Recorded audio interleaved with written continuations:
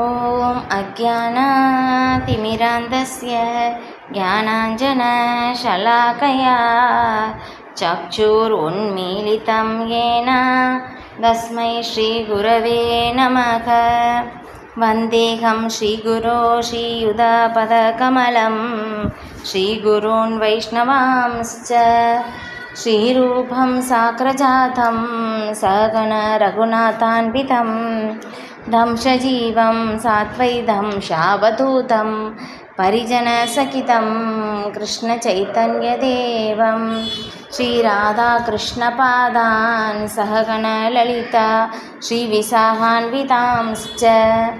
हे कृष्ण करुणा सिन्धो दीनबन्धो जगद्पते गोपेश गोपिका कान्ता राधा कान्ता नमोऽस्तुते।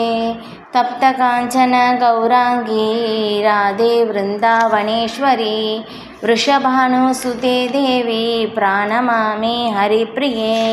वाञ्छाकल्पतरुभ्यश्च कृपा सिन्धुभ्य एव च पतितानां पावनेभ्यो वैष्णवेभ्यो नमो नमः। नमो ॐ विष्णुपादाय कृष्णप्रेष्ठाय भूतले श्रीमते भक्तिवेदान्त स्वामिनिति नामिने।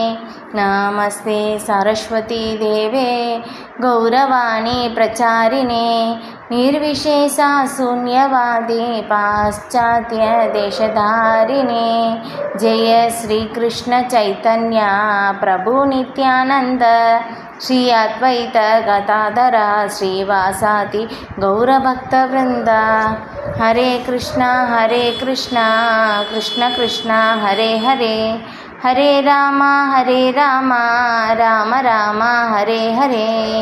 मुखं करोति वाचालं भङ्गुं लङ्घयते गिरिं यत्कृपातमहं वन्दे श्रीगुरुं दीनदारिणं परमानन्दमाधवं श्रीचैतन्य ईश्वरं कृष्णाय वासुदेवाय देवकीनन्दनाय च नन्दगोपकुमाराय गोविन्दाय नमो नमः।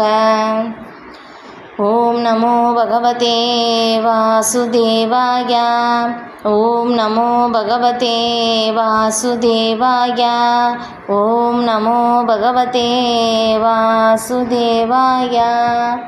हरे कृष्ण। भगवद्गीதை அத்தியாயம் 11 ஸ்லோகம் 34. द्रोणं च भीष्मं च जयद्रथं च कर्णं तथान्यान् अपि योधवीरान् मया हतांस्त्वं जहिमा व्यधिष्ठा युध्यस्व जेताशिरणे சபத்னான். மொழிபெயர்ப்பு. துரோணர், பீஷ்மர், ஜெயத்ரதன், கர்ணன் மற்றும் இதர மாவீரர்கள் அனைவரும் ஏற்கனவே என்னால் அழிக்கப்பட்டு விட்டனர். எனவே அவர்களை கொல்வதால் கவலைப்பட வேண்டாம். வெறுமனே போரிடுவாயாக. உனது எதிரிகளை நீ போரில் வீழ்த்தி விடுவாய். பொருளுரை. ஒவ்வொரு திட்டமும் முழுமுதற் கடவுளாலேயே உருவாக்கப்படுகின்றது. இருப்பினும் அந்த திட்டத்தை செயல்படுத்தியதற்கான பெருமை தனது பக்தர்களுக்கு வழங்க அவர் விரும்புகின்றார். அவரது விருப்பப்படி அவரது திட்டங்களை நிறைவேற்றும் பக்தர்களிடம் அவர் மிகவும் அன்புடனும் கருணையுடனும் உள்ளார். எனவே ஒவ்வொருவரும் கிருஷ்ண உணர்வில் செயல்பட்டு ஆன்மீக குருவின் மூலமாக முழுமுதற் கடவுளை புரிந்து கொள்ளும்படி தமது வாழ்வை வடிவமைக்க வேண்டும். முழுமுதற் கடவுளின் திட்டங்களை அவரது கருணையால் புரிந்து கொள்ள முடியும். அவரது பக்தர்களின் திட்டங்களும் அவருடைய திட்டங்களை போன்றதே. அத்தகு திட்டங்களை பின்பற்றி தனது வாழ்க்கை போராட்டத்தில் ஒருவன் வெற்றி பெற வேண்டும். இல்லையா? நம்ம போன வகுப்பில் நம்ம பார்த்தோம் இல்லையா? நம்ம துன்பத்திலிருந்து வெளியே வருவதற்கான அந்த ஒரு வழிமுறை இல்லையா? நம்ம பகவானுடைய திட்டம் என்ன அப்படின்னு சொல்லி தெரிந்து கொண்டு பகவானுடைய விருப்பப்படி நாம் செயல்படும் போது நான் ஜீவாத்மா இல்லை, என்னுடைய சொரூப நிலை பகவானுக்கு சேவகம் செய்வது தான் என்னுடைய உண்மையான நிலை அப்படின்னு சொல்லி தெரிஞ்சு இப்போ பகவானுடைய திட்டம் என்ன, பகவானுடைய விருப்பத்தோடு நம்முடைய விருப்பத்தை ஒருங்கிணைந்து நாம் செயல்படும் போது தான் நாம் மகிழ்ச்சி அடைய முடியும் இல்லையா? கிருஷ்ண உணர்வின் மூலமாக செயல்படும் போது தான் அந்த மகிழ்ச்சியை அடைய முடியும். அதான் இங்கே சொல்லப்பட்டிருக்கு. அப்போ பகவானுடைய விருப்பப்படி பகவானுடைய திட்டம் என்ன இல்லையா? பகவானுடைய திட்டமும் பக்தர்களுடைய திட்டமும் ரெண்டுமே ஒன்று தான். அப்போ வந்து பகவானுடைய திட்டம் வந்து நான் வந்து எப்படி தெரிந்து கொள்வது? தெரிந்தால் தான் அந்த திட்டத்தை நாம் வந்து நிறைவேற்ற முடியும். இப்போ அந்த திட்டம் வந்து இங்கே சொல்லியிருக்கிற மாதிரி பிரபுபாதர் வந்து இங்கே விளக்குறாங்க. ஆன்மீக குருவின் வழியாக பகவானுடைய திட்டம் என்ன அப்படின்னு சொல்லி நம்ம தெரிந்து கொள்ள முடியும் இல்லையா? பகவான் வந்து சொல்கிறாங்க, ஒவ்வொரு யுகத்திலும் நான் யுகந்தோறும் அவதரிக்கிறேன் இல்லையா? பக்தர்களை காத்து அசுரர்களை அழித்து தர்மத்தை நிலைநாட்ட நான் யுகந்தோறும் அவதரிக்கிறேன் அப்படின்னு சொல்லி. அப்போ குருஷேத்திர போரில் வந்து எல்லாரையும் ஒன்று கூடி இந்த தேவையற்ற அந்த பூமி பாரத்தை குறைப்பதற்காக பகவான் வந்த நோக்கம் வந்து அதுதான். அதுதான் வந்து குருஷேத்திர யுத்தம் நடந்ததற்கான காரணம். இப்போ அந்த இது பகவானுடைய திட்டம்.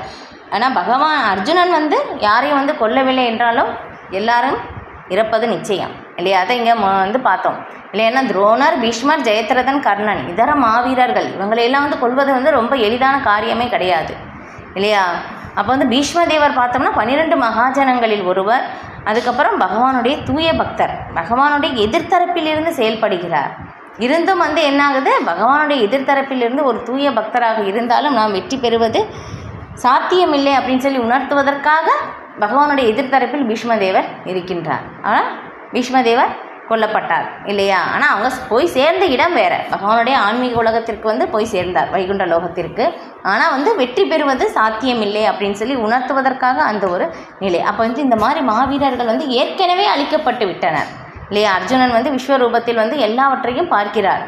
எல்லாருமே வந்து பகவானுடைய வாய்க்குள் அந்த நெருப்பில் வந்து எல்லாருமே வந்து உள்ளே போவதை வந்து பார்க்கிறார். அப்போ வந்து அதுதான் வந்து இங்கே சொல்லப்படுது. அப்போ பகவானுடைய திட்டம் என்ன அப்படின்னு சொல்லி நாம் தெரிந்து கொண்டு அதன்படி நாம் செயல்பட வேண்டும். இப்போ அந்த பகவானுடைய திட்டம் வந்து ஆன்மீக குருவின் மூலமாக நாம் தெரிந்து கொள்ள முடியும். பகவானுடைய திட்டம் என்ன அப்படின்னு சொல்லிட்டு இப்போ தெரிந்து அதன்படி நாம் வந்து நம்முடைய வாழ்வை வந்து வடிவமைக்க வேண்டும். முழுமுதற் கடவுளை புரிந்து கொள்ளும்படி. இப்போ இந்த மாதிரி நம்ம திட்டம் வந்து தெரிந்து அதன்படி நாம் செயல்படும் போது தான் தனது வாழ்க்கை போராட்டத்தில் ஒருவன் வெற்றி பெற முடியும் இல்லையா? நம்ம வந்து துன்பத்திலிருந்து வெளியே வர்றதற்காக அந்த ஒரு வழிமுறை என்ன அப்படின்னாக்கா இதுதான், கிருஷ்ணனுடைய விருப்பப்படி நாம் வந்து செயல்படுவது. ஓகே, இப்போ ஸ்லோகம் 35. சஞ்சய உவாச்ச ஏதச்ருத்வா வச்சனம் கேசவஸ்ய கிருதாஞ்சலிர்வேபமான கிரீடி நமஸ்கிருத்வா பூய ஏவாஹ கிருஷ்ணம் சகத்கதம் பீத பிரணம்ய. திருதராஷ்டிரனிடம் சஞ்சயன் கூறினான், மன்னா, முழுமுதற் கடவுளிடம் இத்தகைய உரையாடலை கேட்ட அர்ஜுனன் கூப்பிய கரங்களுடன் நடுங்கியபடி மீண்டும் மீண்டும் அவரை வணங்கினான். மிகுந்த பயத்துடன் குரல் தழுதழுத்த வண்ணம் அவன் கிருஷ்ணரிடம் பின்வருமாறு கூறத் தொடங்கினான். முன்னரே நாம் விளக்கியபடி பரமபுருஷ பகவானின் ஸ்வரூபத்தின் சூழ்நிலையை கவனித்த அர்ஜுனன் வியப்பில் ஆழ்ந்துள்ளான். எனவே அவன் தனது மரியாதை கலந்த வணக்கங்களை மீண்டும் மீண்டும் கிருஷ்ணருக்கு அர்ப்பணிக்கின்றான். தற்போது அவன் ஒரு நண்பனை போலன்றி வியப்பினால் ஆழ்ந்துள்ள பக்தனை போல் நான் தழுதழுத்தபடி பிரார்த்தனை செய்ய தொடங்குகிறான் இல்லையா? பகவான் வந்து கிருஷ்ணருடைய ரூபம் நம்ம வந்து அன்பை வந்து பரிமாற்றம் வந்து செய்ய முடியும். பகவான் வந்து கிருஷ்ணர் வந்து எப்படி ரசவல்லுனர் இல்லையா? அப்போ ரசத்தை மட்டுமே வந்து சுவைப்பவர் வந்து பகவான் இல்லையா? விஸ்வரூபத்தில் வந்து நம்ம எந்த அன்பு பரிமாற்றம் செய்ய முடியாது இல்லையா? பார்க்கவே ரொம்ப பயமாக இருக்குது இல்லையா? அர்ஜுனன் வந்து சக்கிய ரசத்தில் வந்து இருக்கின்றார். ஆனால் வந்து விஸ்வரூபத்தை பார்த்த பிறகு அர்ஜுனனுக்கே வந்து பயம் இல்லையா? அங்கே அன்பு பரிமாற்றம் வந்து செய்ய முடியாது. இப்போ அதான் வந்து இங்கே சொல்லப்படுது. அப்போ வந்து பகவானிடம் வந்து பிரார்த்தனை செய்கிறார். பிரார்த்தனை வந்து ரொம்ப அருமையாக இருக்கும். நம்ம வந்து இந்த பிரார்த்தனையை நம்ம வந்து சொல்லலாம். 36வது ஸ்லோகத்திலிருந்து 46வது ஸ்லோகம் வரைக்கும் அர்ஜுனன் வந்து பகவானிடம் பிரார்த்தனைகள் செலுத்துகிறார். இதே பிரார்த்தனையை நாமளும் சொல்லலாம். ஏன்னா வந்து பகவானுடைய தூய பக்தர்கள் இல்லையா சொன்ன அந்த ஒரு பிரார்த்தனையை வந்து அதையே நாம் வந்து செய்யும் போதும் பகவான் திருப்தி அடைகிறார் இல்லையா? அர்ஜுனனிடம் வந்து இந்த பிரார்த்தனை செய்யும்போது பகவான் அர்ஜுனனிடம் திருப்தி அடைந்தார். அதே இந்த தூய பக்தர்களுடைய பிரார்த்தனையும் நாம் வந்து பகவானுக்கு செலுத்தும் போதும் பகவான் நம்மிடமும் திருப்தி அடைவார். இது ஒரு வழிமுறை. ஓகே, அப்போ இதே மாதிரி ஸ்ரீமத் பாகவதத்திலேயும் நிறைய பக்தர்களுடைய பிரார்த்தனைகள் இல்லையா? பீஷ்மதேவருடைய பிரார்த்தனை, குந்தி தேவி பிரார்த்தனை, அதுக்கப்புறம் சிவபெருமானுடைய பிரார்த்தனை, அப்புறம் ஸ்ரீல சுகதேவ கோஸ்வாமி பிரார்த்தனை இல்லையா? அவங்களுடைய பகவானுடைய அந்த உன்னத தன்மைகள் எல்லாமே வந்து விளக்கப்பட்டிருக்கு. ஒவ்வொரு பக்தர்களும் பகவானை வந்து சுவைத்து அனுபவித்த அந்த ஒரு உணர்ந்தது, அந்த ரியலைசேஷன், அந்த உணர்ந்த அனுபவத்தை தான் வந்து அவங்க பிரார்த்தனையாக அவர்கள் வந்து செலுத்தி இருக்கிறார்கள். அதனால் அந்த பிரார்த்தனையை வந்து நம்மளால் எந்த அளவுக்கு முடியுமோ நம்ம வந்து பிரார்த்தனை வந்து செய்யலாம். இப்போ வந்து இதில் புருஷோத்தம மாதம் வந்து வருது இல்லையா. புருஷோத்தம மாதம் வந்து 2.5 வருடத்திற்கு ஒரு முறை தான் வந்து வரும் இல்லையா. நம்ம வந்து இதில் சொல்லுவோம் பிப்ரவரியில் வந்து 29 லீப் வருடம் அப்படின்னு சொல்லி. அது வந்து எப்படி 2.5 வருடத்திற்கு ஒரு முறை வருதோ அதே மாதிரி புருஷோத்தம மாதம் ஆன்மீகத்தில் இல்லையா. அது ரொம்ப வந்து ஆன்மீகத்திலே நமக்கு மிக முன்னேற்ற பலனை வந்து அளிக்கக்கூடியது. எந்த அளவுக்கு அப்படின்னு சொல்லி சொல்ல முடியாது, பல மடங்கு பலனை வந்து அளிக்கக்கூடியது. தாமோதரர் மந்த் எவ்வளோ வந்து உயர்ந்ததாக இருக்கோ சிறப்பாக இருக்கோ அதை விட இன்னும் அதிக பலன் நம்மளால் வந்து மதிப்பிடவே முடியாது, அந்தளவுக்கு உயர்ந்த பலன். அதனால் எந்த அளவுக்கு வந்து தூய பக்தர்களுடைய பிரார்த்தனைகள் வந்து நம்ம அந்த நாளில் வந்து பகவானுக்கு வந்து நம்ம சொல்லலாம். அதிகமான நாமத்தை வந்து பகவானுக்கு வந்து நம்ம சொல்லலாம். நம்ம வந்து நம்மளுடைய ஆன்மீக முன்னேற்றத்திற்காக. ஏன்னா பகவான் வந்து ரொம்ப திருப்தி அடைகிறார் இல்லையா. நம்ம வந்து பக்தர்களை வந்து பகவானை நேரடியாக புகழ்வதை விட பக்தர்களை வந்து புகழ்வதும் பகவான் விரும்புகிறார். இதே பக்தர்கள் செய்த பிரார்த்தனைகள் வந்து நம்ம அந்த பிரார்த்தனையை நம்ம பகவானுக்கு வந்து செய்யும்போதும் பகவான் வந்து வந்து இன்னும் அதிகமாக வந்து திருப்தி அடைகிறார். இதெல்லாம் வந்து ஒரு எளிமையான வழிமுறை பகவானை திருப்திப்படுத்த. ஓகே, ஸ்லோகம் 36. அர்ஜுன உவாச்ச ஸ்தானே ரிஷிகேச தவ பிரக்ரீத்யா ஜகத் பிரக்ருஷ்யத்யனுராஜ்யதே ச ரஷாம்சி பீதானி திசோ த்ரவந்தி சர்வே நமஸ்யந்தி ச சித்தசங்கா. அர்ஜுனன் கூறினான், புலன்களின் அதிபதியே, உமது திருநாமத்தை கேட்பதால் உலகம் ஆனந்தம் அடைகின்றது. அதன் மூலம் அனைவரும் உம்மிடம் பற்றுதல் கொள்கின்றனர். சித்தர்கள் மரியாதையுடன் உம்மை வணங்கும் அதே சமயத்தில் அசுரர்கள் அச்சமுற்று இங்குமங்கும் ஓடுகின்றனர். இவை அனைத்தும் சிறப்பாக நடைபெறுகின்றன இல்லையா. விஸ்வரூபத்தில் பார்த்துட்டு பகவான் இப்போ அர்ஜுனன் வந்து பிரார்த்தனை செய்கிறார். இப்படி புலன்களின் அதிபதியே இல்லையா, எல்லா புலன்களுக்கும் அதிபதியான பகவான் ஸ்ரீகிருஷ்ணர் இல்லையா. ரிஷிகேச சேவனம். புலன்களின் அதிபதியாகிய பகவான் ஸ்ரீ கிருஷ்ணருக்கு நாம் வந்து சேவை செய்ய வேண்டும். அப்படி சேவை செய்யும்போது நம்முடைய புலன்கள் வந்து தானாகவே வந்து திருப்தி அடையும் இல்லை. இதற்கு உதாரணம் வந்து அந்த திரௌபதி வந்து அந்த அக்ஷய பாத்திரத்தில் வந்து ஒரு பருக்கை அரிசி இல்லையா, அந்த கதை வந்து கேட்டிருப்பீங்க இல்லையா. அப்போ வந்து பகவான் அந்த ஒரு பருக்கை உண்டதினால் வந்து எல்லாருமே வந்து திருப்தி அடைந்தார்கள். இப்போ அதுதான், அப்போ பகவானை வந்து நம்ம திருப்திப்படுத்த வேண்டும் இல்லையா. பகவானுடைய விருப்பத்தோடு நம்முடைய விருப்பத்தை வந்து நாம் இணைக்க வேண்டும். அதுதான், ஏன்னா நாம் வந்து பகவானுடைய பாகமாக இருக்கின்றோம். அதனால தான் நம்முடைய புலன்கள் வந்து என்னாகுதுன்னு திருப்தி அடைவதில்லை இல்லை. இந்த பௌதிக உலகத்தில் வந்து நம்ம வந்து எத்தனையோ செயல்கள் வந்து செய்கிறோம். எல்லாமே வந்து ஒரே நோக்கம் எதுக்காக செய்யப்படுதுன்னா நம்ம வந்து ஆனந்தமாக இருக்கணும், சந்தோஷமாக இருக்கணும் அப்படின்னு சொல்லி தான். ஆனால் வந்து பாருங்கள், எவ்வளவு செயல் செய்தும் ஆனந்தம் வந்து கிடைத்ததா அப்படின்னா ஆனந்தமும் கிடைக்கல, திருப்தியும் ஏற்படலை. ஆனால் பகவானுடைய செயல்கள் இல்லையா, பகவானுக்கு வந்து நம்ம வந்து பகவானுடைய லீலைகள் இல்லை எத்தனை தடவை கேட்குறோம் இல்லை. தாமோதர மாதத்தில் அந்த வந்து பகவான் ஸ்ரீ கிருஷ்ணருக்கு வந்து யசோதை தாய் வந்து உரலில் வந்து கட்டி போட்டது, அந்த லீலைகள் எல்லாம் வந்து பாருங்கள், எத்தனை தடவை திரும்ப திரும்ப திரும்ப திரும்ப கேட்டாலும் வந்து எல்லாருக்குமே வந்து பிடிக்குது இல்லையா. அந்த தாமோதர அஷ்டகம் எவ்வளவு பார்க்குறோம் இல்லையா. இது எல்லாமே கேட்கும்போது இன்னும் நமக்கு வந்து கேட்க வந்து எல்லாருக்குமே வந்து ஒரு பிரியம் இல்லையா, நல்லா இருக்குது எத்தனை தடவை கேட்டாலும். ஆனால் பௌதிகமான அந்த ஒரு விஷயங்கள் பாருங்களேன், ஒரு தடவை கேட்டாலும் அது சுவாரஸ்யம் நமக்கு வந்து இருக்காது. அதனால் நமக்கு வந்து அது வேண்டாம் அப்படின்னு சொல்லி ஆயிரும் இல்லையா. ஆனால் வந்து ஒரு தடவை எத்தனை தடவை பார்க்குறது, ஒரே படத்தை எத்தனை தடவை பார்க்குறது அப்படின்னு சொல்லி நமக்கு சலிப்பு ஏற்படும் இல்லையா. ஆனால் வந்து பகவானுடைய லீலைகள் வந்து எப்படிப்பட்டதுன்னா உன்னதமானவை. பகவானுடைய லீலைகள் அந்தரங்க சக்தியின் மூலமாக நிகழ்த்தப்படுவது இல்லையா, என்றுமே வந்து நிகழ்ந்து கொண்டே இருக்கின்றது. இப்போ இந்த ஒரு பிரபஞ்சத்தில் வந்து ஒரு லீலை நடக்குது அப்படின்னா அடுத்த பிரபஞ்சத்தில் வேறு ஒரு லீலை வந்து நடந்து கொண்டு இருக்கிறது. இப்போ இந்த அடுத்த வேறு ஏதோ ஒரு பிரபஞ்சத்தில் வந்து இன்றைக்கி கூட அந்த தாமோதர லீலை வந்து நடக்கலாம், ஆனால் நமக்கு தெரியாது. இந்த மாதிரி பகவானுடைய லீலைகள் எப்படி நித்திய உற்சவா அப்படின்னு சொல்லப்படுது. அப்போ நித்தியமாக நடந்து கொண்டே இருக்கின்றது. அதனால தான் பகவானுடைய லீலைகள் எப்படி வந்து அந்தரங்க சக்தியின் மூலமாக நடப்பதால் அது கேட்பதும் போது நமக்கு எப்போவுமே வந்து உன்னதமானவையாக வந்து இருக்கின்றது இல்லையா. பகவத்கீதையை வந்து சில பிரபுபாதர் வந்து ரொம்ப அழகாக வந்து விளக்குறாங்க ஸ்ரீமத் பாகவதத்தில். பகவானுடைய கதைகள் வந்து பார்த்தோம்னா இல்லையா, பகவத்கீதை வந்து சொன்னது வந்து 5000 வருடத்திற்கு முன்னாடி. இன்னி வரைக்கும் வந்து பகவத்கீதையுடைய மதிப்பு வந்து குறையவே இல்லை இல்லையா. அது எத்தனை தடவை படித்தாலும் என்னாகும், அது புது புது அனுபவத்தை தான் வந்து நமக்கு கொடுக்குது இல்லையா. 700 ஸ்லோகங்கள் படிக்கிறோம், ஆனால் வந்து திரும்ப திரும்ப படித்தாலும் திரும்ப திரும்ப வந்து நமக்கு என்ன ஆகுது, புதிய அனுபவத்தை கொடுத்து கொண்டே வந்து இருக்கின்றது. அப்போ இந்த மாதிரி புதிய அனுபவம் வந்து இதுதான் வந்து பௌதிகத்திற்கும் ஆன்மீகத்துக்கும் உள்ள வித்தியாசம். இப்போ அதை வந்து இங்கே அர்ஜுனன் வந்து பிரார்த்தனை செய்கிறார். புலன்களின் அதிபதியே, உமது திருநாமத்தை கேட்பதால் உலகம் ஆனந்தம் அடைகின்றது. இல்லையா? இப்போ பகவானுடைய நாமம் பாருங்களேன். நம்ம இதிலே சொல்லுவோம், நம்ம இஸ்கான் ஃபஸ்ட்டு போனோடனே வந்து என்ன சொல்கிறாங்க இல்லையா, சொல்வீர் ஹரே கிருஷ்ண மந்திரம் வந்து போட்டுட்டு கீழே வந்து மகிழ்ச்சி அடைவீர் போட்டிருப்பாங்க இல்லையா? அப்போ வந்து என்னென்னா பகவானுடைய நாமமே வந்து நமக்கு ஆனந்தத்தை தரக்கூடியது. அது உண்மைதான் இல்லையா? ஏன்னா பகவானுடைய நாமம் இல்லையா, அஜாமிலன் வந்து நாராயணா மகனை தான் வந்து கூப்பிட்டார். ஆனால் இருந்தாலும் விஷ்ணு தூதர்கள் 4 பேர் வந்துட்டாங்க. 4 அக்ஷரங்கள்னால 4 பேர் வந்துட்டாங்க இல்லையா? வந்து மரணத்திலிருந்து அந்த நாராயணா அப்படின்னு சொல்லி அந்த 4 அக்ஷரங்கள் தான் அவரை மரணத்திலிருந்து காப்பாற்றுகிறது இல்லையா? உண்மையிலே வந்து ஆனந்தமான விஷயம்தான் இல்லையா? 4 அக்ஷரங்கள் நாராயணா, அது மட்டும்தான் மரணத்திலிருந்து காப்பாற்றியது, வேறு எதுவுமே காப்பாற்றவில்லை இல்லையா? எத்தனையோ செயல்கள் வந்து நம்ம வந்து வாழ்க்கை முழுக்க வந்து எதுக்கோ வந்து நம்ம நேரத்தை வந்து செலவழிக்கிறோம், ஆனால் எதுவுமே வந்து காப்பாற்றவில்லை. அந்த பகவானுடைய நாமம் தான் வந்து காப்பாற்றியது.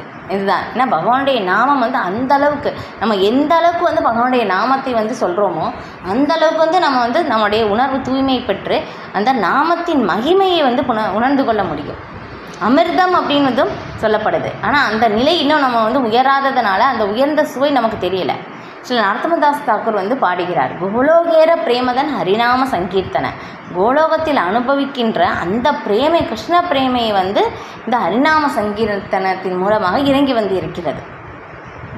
பாருங்களேன், கோலோக விருந்தாவனத்தில் அனுபவிக்கின்ற அந்த ஒரு பிரேமை, கோபியர்கள் அனுபவிக்கின்ற அந்த ஒரு பிரேமை வந்து நாம சங்கீர்த்தனத்தில் வந்து இருக்குது இல்லையா? ஒரு தூய பக்தர்கள் வந்து அந்த நாமத்தை வந்து சொல்லும்போது என்ன ஆகும்னா நமக்கே வந்து ஒரு விதமான ஒரு மாற்றத்தை வந்து நம்ம உணரலாம்.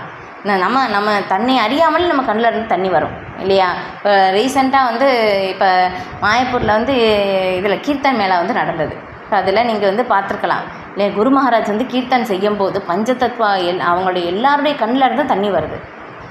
பகவான் வந்து வெறும் விக்கிரகம் இல்லை, கல் இல்லை, சிலை இல்லை இல்லையா? உண்மையிலே பகவான் சாக்ஷாத் விஜேந்திர நந்தனா பகவான் எப்பவுமே வந்து அதில் வந்து இருக்காங்க இல்லையா? விக்கிரகத்தில் பகவான் எப்படி வந்து அந்த விக்கிரகத்தில் தானாக வந்து தண்ணி வரும் இல்லையா? அதான் தூய பக்தர்களுடைய அந்த நாமத்தின் மூலமாக வந்து பகவான் திருப்தி அடைகிறார்.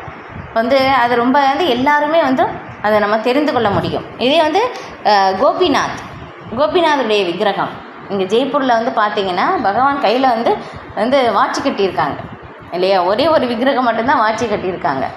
ஏன்னா வந்து அது ஒரு லீலை. நான் வந்து முதல்லலாம் வந்து வெள்ளைக்காரர்கள் வந்து வெளிநாட்டவர் வந்து அவங்க ஆட்சி செய்யும் போதும் அவங்களுக்கு இந்த மாதிரி எல்லாமே வந்து ஆன்மீகத்தின் மீது நம்பிக்கை இல்லை இல்லையா? இப்போ அந்த மாதிரி இருக்கும்போது அவங்க வந்து இந்த மாதிரி வாட்சி வந்து ஒரு கண்டுபிடிக்கிறாங்க. ஏன்னா வந்து யார் ஒரு கையில் வந்து போட்டே இருந்தாங்கன்னா அந்த சூடின் மூலமாக வந்து அந்த வெப்பத்தின் மூலமாக வந்து வாட்சி ஓடும். அதனால் அது வந்து அதை கொண்டு வந்து அந்த கடிகாரத்தை கொண்டு வந்து பகவானுக்கு வந்து போட்டு விட்டு அதுக்கப்புறம் வந்து அவங்க சோதனை பண்ணி வந்து பார்க்குறாங்க. உண்மையிலே பார்த்தோம்னா கடிகாரம் வந்து ஓடுது, இன்னி வரைக்கும் ஓடிக்கிட்டே இருக்குது பாருங்களேன். அப்போ வந்து பகவான் உண்மையிலே விக்கிரகத்தில் பகவான் இருக்கிறார் அப்படின்னு சொல்லி வந்து காட்டப்படுது. இந்த மாதிரி நிறைய விளக்கங்கள் வந்து நம்ம சொல்லலாம். இது ஓகே. அப்போ அது பகவானுடைய திருநாமமே போதும் இல்லையா? இது நாமத்தின் வலிமை வந்து நம்ம வந்து பார்க்க முடியும். இதே பாருங்களேன், ஹனுமான் வந்து அவங்க வந்து என்ன பண்ணாங்க, வானரர்கள் எல்லாருமே வந்து அந்த கல்லில் வந்து ராம் ராம் அப்படின்னு சொல்லி எழுது கடலில் தூக்கி போடும்போது அந்த கல் எல்லாமே வந்து மிதக்குது இல்லையா? அப்போ வந்து நாமம் வந்து அந்தளவுக்கு வந்து உயர்ந்ததாக இருக்குது. நம்ம நாமத்தை பற்றி எவ்வளோ நேரம் பேசினாலும் சொல்லிக்கிட்டே போகலாம். இதுக்கு முன்னாடி வந்து நம்ம பார்த்தோம் நாமத்தின் மகிமைகள் கொஞ்சம். ஓகே. இப்போ அடுத்து அதன் மூலம் அனைவரும் உம்மிடம் பற்றுதல் கொள்கின்றனர் இல்லையா? பகவானுடைய பற்றி நம்ம வந்து கேட்கும்போது நாமத்தின் மூலமாகவே எல்லாம் வெளிப்படுத்தப்படுது. ஏன்னா சிக்ஷாஷ்டகத்தில் சைத்தன்ய மகாபிரபு வந்து சொல்கிறார், நாம் அகாரி பகுத்தா நிச்ச சர்வ சக்தி இல்லையா? எல்லாவுடைய சக்தியும் இதில் வந்து கொடுக்கப்பட்டிருக்கு. அதுவும் என்ன, கலியுக தர்மமாக இருப்பது நாமம் மட்டும்தான் இல்லையா? இந்த கலியுகம் முழுக்க தோஷங்கள் நிறைந்ததாக இருக்குது. கலிகாலே நாமரூபே கிருஷ்ண அவதார். இந்த கலியுகத்தில் வந்து பகவான் வந்து நாமரூபமாக அவதரிக்கின்றார். இதில் சாஸ்திரத்தில் வந்து எல்லா இடத்துலையும் வந்து நாமத்தை பற்றி வந்து சொல்லப்பட்டிருக்கு இல்லையா. ஸ்ரீமத் பாகவதத்தில் 18,000 ஸ்லோகங்கள். கடைசியில் முடிக்கிறதே வந்து எப்படின்னா, நாம சங்கீர்த்தனம் இசி சர்வபாப பிரணாச்சனம் பிரணாம துக்க சமன ஸ்தம் நமாமி ஹரிம்பரம் அப்படின்னு சொல்லி இல்லையா. அப்போ வந்து நாமம் வந்து இவ்வளோ உயர்ந்ததாக இருக்குது இல்லையா. எல்லா தர்மமும் வந்து நாமத்தில் அடங்கியிருக்கு. இந்த கலியுக தர்மமே நாமம்தான் இல்லையா. யஜ்யம் வந்து நம்ம செய்வது மாதிரி, நம்முடைய வாய் தான் யஜ்ய குண்டம். காலையில் எந்திரிச்ச உடனே வந்து நம்ம வந்து எந்த அளவுக்கு முடியுமோ ஒரு 10 நிமிடம் 15 நிமிடம் 1 மணி நேரம் இந்த மாதிரி நான் வந்து ஒரு குறிப்பிட்ட மணிகள் வந்து நம்ம வந்து நேரங்கள் ஒதுக்கி வந்து பகவானுடைய நாமத்தை வந்து நம்ம சொல்வது வந்து ரொம்ப நல்லது. ஓகே. இப்போ அதன் மூலம் அனைவரும் உம்மிடம் பற்றுதல் கொள்கின்றனர். ஓகே. அப்போ வந்து சித்தர்கள் எல்லாருமே வந்து பகவானை வந்து வணங்குகிறார்கள். அசுரர்கள் பயந்து வந்து ஓடுறாங்க இல்லையா. அசுரர்கள் வந்து பகவானுடைய தோற்றம் வந்து எப்படி அசுரர்களுக்கு வந்து பயமாக இருக்குது, ஆனால் சித்தர்களுக்கு வந்து ரொம்ப ஆனந்தத்தை வந்து கொடுக்குது. பகவானை வந்து வணங்குகிறார்கள். இதே வராக தோற்றம் இல்லையா. வந்து இந்த இரண்யாக்ஷன் வந்து இந்த பூமியை வந்து அந்த கர்ப்ப கடலில் தூக்கி போட்ட உடனே வந்து என்ன ஆகுது, எல்லாம் வந்து பிரம்மதேவர் வந்து பிரார்த்தனை செய்கிறார். ஐயோ இந்த மாதிரி இந்த அசுரன் வந்து இந்த மாதிரி செய்கிறானே, வந்து பகவான் தான் வந்து இதை வந்து விடுவிக்க முடியும், என்ன செய்கிறது அப்படின்னு சொல்லி யோசிக்கும் போதே பகவான் வந்து எப்படி அந்த பிரம்மதேவருடைய மூக்கின் வழியாக வந்து வெளியே வருகிறார் இல்லையா. ஒரு பகவான் எப்படி வேணாலும் வர முடியும் இல்லையா. நம்முடைய கட்டுப்பாட்டில் பகவான் இல்லை இல்லையா. பகவான் வந்து பூரண சுதந்திரமானவர், எந்த ரூபத்தில் வேணாலும் வந்து வர முடியும் இல்லையா. அப்போ நாம ரூபத்தில் பகவான் வந்து இருக்கிறார் இல்லையா. அதனால தான் எந்த ரூபத்தை வேணாலும் எப்படி வேணாலும் பகவானை வந்து எடுக்க முடியும் இல்லையா. தூணில் இருக்கிறார் பகவான் அப்படின்னு சொல்லி பிரகலாத் மகாராஜா வந்து சொன்னாங்க. தூணிலேருந்து வெளியே வந்தார் இல்லையா. அதுதான் பகவான், எப்படி வேணாலும் வர முடியும். இப்போ அந்த மாதிரி வந்த உடனே வந்து பெரிய உருவத்தை எடுக்கிறார். ஒரு சின்ன ஒரு அணு அளவுக்கு ஒரு குட்டியான ஒரு உருவம் வந்து பிரம்மதேவருடைய மூக்கில் வந்து வெளியே வந்த உடனே வந்து ஆகாயம் அளவுக்கு பெரிய உருவத்தை எடுக்கிறார். இதை பார்த்த உடனே வந்து அங்கே இருக்கின்ற முனிவர்கள், ரிஷிகள், சாதுக்கள் இவங்க எல்லாருக்குமே வந்து மனதில் ஒரு மிகப்பெரிய ஆனந்தம் வந்து ஏற்படுது. ஆனால் அசுரர்கள் எல்லாருக்குமே வந்து மனதில் ஒரு பயங்கரமான ஒரு பயத்தை வந்து ஏற்படுத்துகின்றது. இதுதான் இது இல்லையா. அசுரர்களுக்கு பயத்தை விளைவிப்பவர் பகவான். இதில் சுகதேவ கோஸ்வாமி வந்து பிரார்த்தனையில் வந்து ரொம்ப அழகான ஒரு பிரார்த்தனையில் வந்து சொல்கிறார். எப்படின்னா, பக்தர் அல்லாதவர்களுக்கு பிரச்சனையாக இருப்பவர் அப்படின்னு சொல்லி சில சுகதேவ கோஸ்வாமி வந்து சொல்கிறார். ஓகே. இப்போ வந்து பொருளுரை. குருஷேத்திர போரின் விளைவுகளை கிருஷ்ணரிடம் இருந்து கேட்ட அர்ஜுனன் மிகவும் தெளிவுற்றான். பரமபுருஷ பகவானின் மிகச்சிறந்த பக்தனும் நண்பனுமான அவன் கிருஷ்ணரால் செய்யப்பட்ட அனைத்து செயல்களும் சரியானவை என்று கூறுகிறான். கிருஷ்ணரே பாதுகாப்பாளர், அவரே பக்தர்களின் வந்தனைக்கு உரியவர் மற்றும் அவரே அசுரர்களை அழிப்பவர் என்று அர்ஜுனன் உறுதிப்படுத்துகிறான். அவரது செயல்கள் அனைத்தும் எல்லாருக்கும் நன்மை தருபவை இல்லையா. கண்டிப்பாக பகவானுடைய செயல்கள் வந்தும் பக்தர்களுக்கு மட்டும் கிடையாது, அசுரர்களுக்கும் நன்மை தான் தருபவை இல்லையா. பகவானுடைய கையில் இருப்பவர் கூட அவங்களுக்கும் அந்த உயர்ந்த நிலை இல்லையா. இரண்யகசிபு வந்து பகவான் தன்னுடைய மகனை வந்து பிரகலாத் மகாராஜை வந்து எந்த அளவுக்கு வந்து துன்புறுத்தினார். ஆனால் வந்து அசுரனாக இருந்தும் பகவானுடைய அந்த கரங்களின் மூலமாக வந்து இறந்ததினால வந்து அவங்களுக்கு உயர்ந்த நிலை வந்து கிடைத்தது இல்லையா. அப்போ வந்து பிரகலாத் மகாராஜா பிரார்த்தனை செய்யும்போது என்னுடைய தந்தையை வந்து மன்னிச்சிருங்க அப்படின்னு சொல்லும் போதும் பகவான் வந்து சொல்கிறார், என்னுடைய கைப்பட்டதுமே இந்த இரண்யகசிபு தூய்மை அடைந்தான் அப்படின்னு சொல்லி இல்லையா. பகவானுடைய கரங்களால் எப்படி பகவானுடைய மடியில் படுக்க வைத்து இல்லையா பகவானுடைய கரங்களாலே வந்து கொல்லப்பட்டார். இதை ஏன்னா பகவான் என்றுமே தூய்மையானவர், பவித்திரமானவர். நம்ம வந்து முன்னாடி பார்க்குறோம் இல்லையா. அர்ஜுனுடைய பிரார்த்தனை சதுஸ்லோகி பகவத்கீதா வந்து கேட்ட உடனே வந்து சொன்ன அந்த ஒரு இது. அப்போ வந்து பகவான் வந்து தூய்மையானவர் இல்லையா. பகவான் இந்த பௌதிக வைகுண்ட லோகத்திலிருந்து இங்கே இறங்கி வரும்போதே இந்த இடமே வந்து தூய்மை அடைந்து விடுகிறது.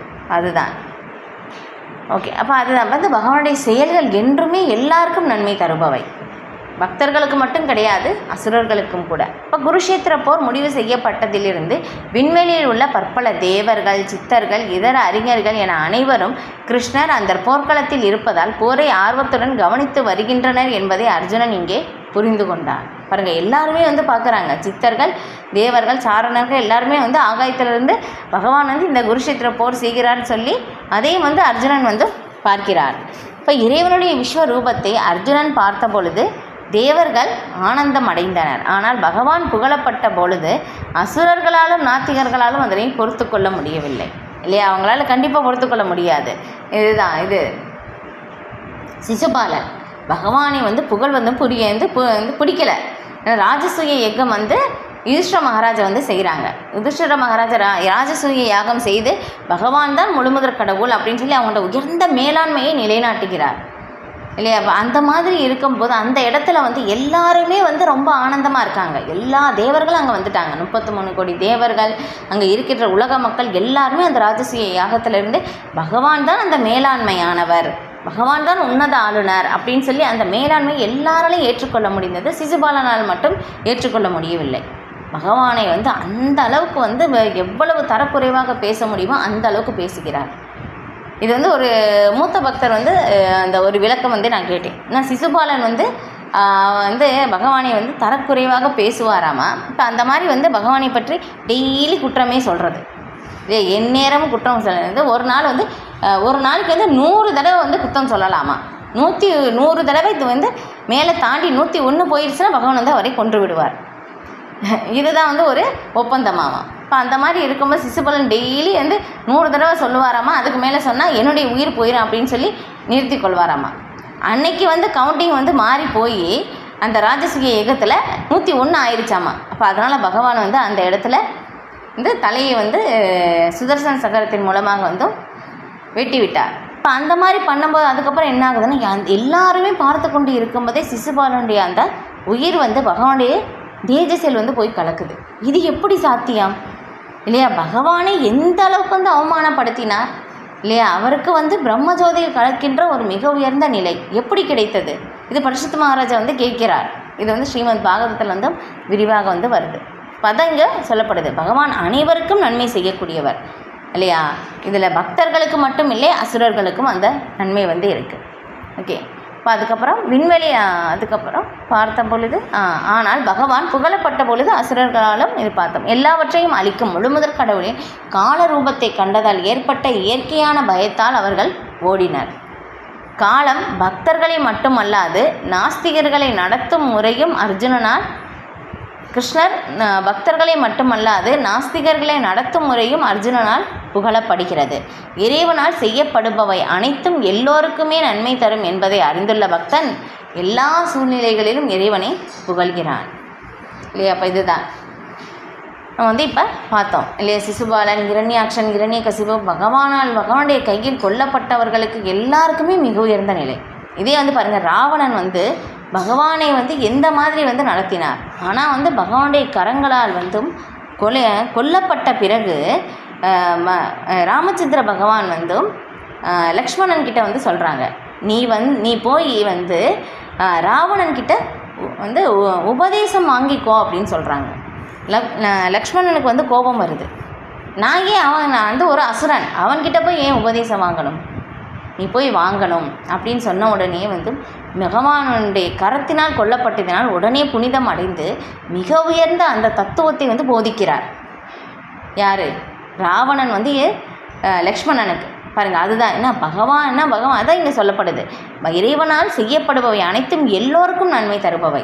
நாஸ்திகர்கள், அசுரர்கள் யாராக இருந்தாலும் இல்லையா. பகவான் ஒரு அசுரர்களை கூட பகவான் மன்னித்து விடுகிறார். ஏன்னா வந்து பகவானை வந்து அவர்கள் ஏற்றுக்கொள்கிறார்கள், ஆனால் எதிரியாக பார்க்கிறார்கள்.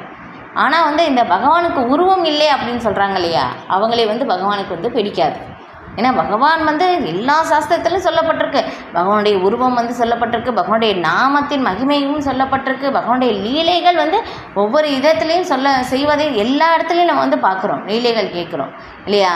எல்லாமே பகவான் செஞ்சும் பகவானுக்கு உருவமே இல்லை அப்படின்னு சொன்னோம்னா இல்லையா, எப்படி வந்து அதை வந்து ஏற்றுக்கொள்ள முடியும்? அதுதான் ஓகே. ஸ்லோகம் 37. கஸ்மாச்சதேன நமேரன் மகாத்மன் கரியசே பிராமணோப்யாதிகர்த்தே அனந்த தேவேஷ ஜகன்னிவாச துவம் அக்ஷரம் சத்தசத் தத்பரம் யத். மகாத்மாவே, பிரம்மாவை விட சிறந்தவரே, நீங்களே ஆதி படைப்பாளர். எனவே அவர்கள் மரியாதை கலந்த வணக்கங்களை ஏன் உங்களுக்கு செலுத்தக்கூடாது? எல்லையற்றவரே, தேவர்களின் தேவனே, அகிலத்தின் அடைக்கலமே, தாங்கள் அழிவற்றவர், எல்லா காரணங்களுக்கும் காரணம், இந்த ஜட தோற்றத்திற்கு அப்பாற்பட்டவர் இல்லையா. அப்போ இது எல்லாமே ஒவ்வொரு வார்த்தையும் வந்து அர்ஜுனன் பகவானை உணர்ந்து இல்லையா, அந்த ரியலைசேஷன் சொல்லுவோம் இல்லையா. அப்போ பகவானை வந்து உணர்ந்து அனுபவித்து சுவைத்து வந்து அந்த பிரார்த்தனைகள் வந்து செய்கிறார் அர்ஜுனன் இல்லையா. எப்படி சொல்கிறாங்க பாருங்கள். நீங்களே ஆதி படைப்பாளர் இல்லையா. நம்ம வந்து பிரம்மா தான் எல்லாரையும் படைக்கிறார். ஆனால் பிரம்மா படைப்பதற்கான அந்த விதையை பகவான் தான் அளிக்கிறார் இல்லையா. பகவத்கீதையில் வந்து சொல்லப்படுது, நானே விதையளிக்கும் தந்தை அப்படின்னு சொல்லி. இப்போ பிரம்மா எல்லா உயிர்களையும் படைத்தாலும் அந்த எல்லா உயிர்களையும் படைப்பதற்காக வந்து அந்த விதையை வந்து பகவான் தான் கொடுக்கின்றார். இப்போ பகவான் தான் ஆதி படைப்பாளர். எனவே அவர்கள் மரியாதை கலந்த வணக்கங்களை ஏன் உங்களுக்கு செலுத்தக்கூடாது இல்லையா. யார் வணக்கத்திற்குரியவர், யார் வழிபாட்டுக்குரியவர் அப்படின்னு சொல்லும்போதும் பகவான் ஸ்ரீ கிருஷ்ணர் மட்டும்தான் அந்த வழிபாட்டை நம்ம அந்த பிரார்த்தனைகள் செலுத்துவதற்கும் அந்த பிரார்த்தனைகள் பகவான் ஏற்றுக்கொள்வது தகுதியானவர் வந்து பகவான் தான். இப்போ எல்லையற்றவரே இல்லையா. அப்போ வந்து பார்த்தோம் பகவான் அந்த அர்ஜுனன் வந்து அந்த விஸ்வரூபத்தை பார்க்கும்போது எங்கே தொடக்கம் இருக்குது, எங்கே முடிவு இருக்குது, எங்கே நடுவு இருக்குது, எதுவுமே என்னால் வந்து பார்க்க முடியலை இல்லையா. பகவான் எல்லையற்றவராக எல்லா இடங்களிலும் பகவான் விரிந்து இருக்கிறார். இப்போ தேவர்களின் தேவனே, எல்லா தேவர்களுக்கும் தேவர் பகவான் தான் வந்து ஆதி. இப்போ அகிலத்தின் அடைக்கலமே இல்லையா. எல்லா இதுவும் வந்து அகிலம் முழுக்க பகவானிடம்தான் அடைக்கலம் புகுகின்றது. இப்போ தாங்கள் அழிவற்றவர், எல்லா காரணங்களுக்கும் காரணம் இல்லையா. சர்வ காரணம் வந்து பகவான் தான். பகவான் இப்படி ஜட தோற்றத்திற்கு அப்பாற்பட்டவர். இந்த ஜடத்தை பகவான் தொடுவதே கிடையாது. இந்த ஜடத்திற்கு முக்குணங்களுக்கும் அப்பாற்பட்டவர் பகவான். இத்தகைய பிரார்த்தனையின் மூலம் கிருஷ்ணரே அனைவராலும் வழிபட வேண்டியவர் என்பதை அர்ஜுனன் குறிப்பிடுகிறார். அவர் எங்கும் பரவியுள்ளார், எல்லா ஆத்மாக்களின் ஆத்மாவாக விளங்குகிறார். அர்ஜுனன் கிருஷ்ணரை மகாத்மா, மிகவும் தாராள மனப்பான்மை உடையவர் என்றும் எல்லையற்றவர் என்றும் அழைக்கிறார். அனந்த என்னும் சொல் முழுமுதற் கடவுளின் ஆதிக்கத்தாலும் சக்தியாலும் கவரப்படாதது ஏதும் இல்லை என்பதை குறிக்கிறது. தேவேச என்னும் சொல் அவரே எல்லா தேவர்களையும் கட்டுப்படுத்துபவர் என்றும் எல்லோரையும் விட உயர்ந்தவர் என்றும் பொருள். அவரே உலகிற்கும் அடைக்கலம் ஆவார். கிருஷ்ணரை விட சிறந்தவர்கள் யாருமே இல்லை. எல்லா சித்தர்களும் சக்தி வாய்ந்த தேவர்களும் தங்களது மரியாதை கலந்த வணக்கங்களை அவருக்கு சமர்ப்பிப்பது பொருத்தமாக இருக்கும் என்று அர்ஜுனன் எண்ணுகிறான். அதிலும் முக்கியமாக கிருஷ்ணர் பிரம்மாவை விட உயர்ந்தவர் என்றும் குறிப்பிடுகிறான். ஏனெனில் பிரம்மாவை படைத்தவர் அவரே இல்லையா. இப்போ வந்து நம்ம